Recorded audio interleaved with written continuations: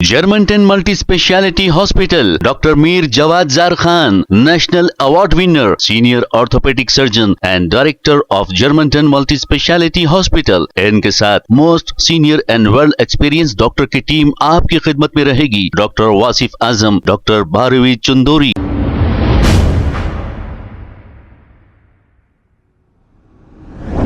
अस्सलाम वालेकुम नाज़रीन, 7H न्यूज सच को रखे आपके आगे।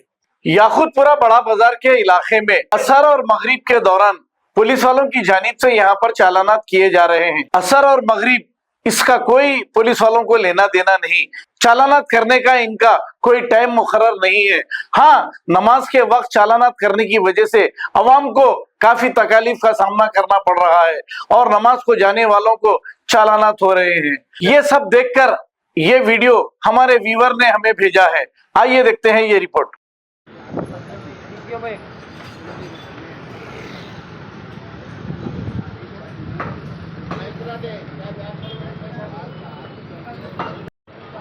हेलो,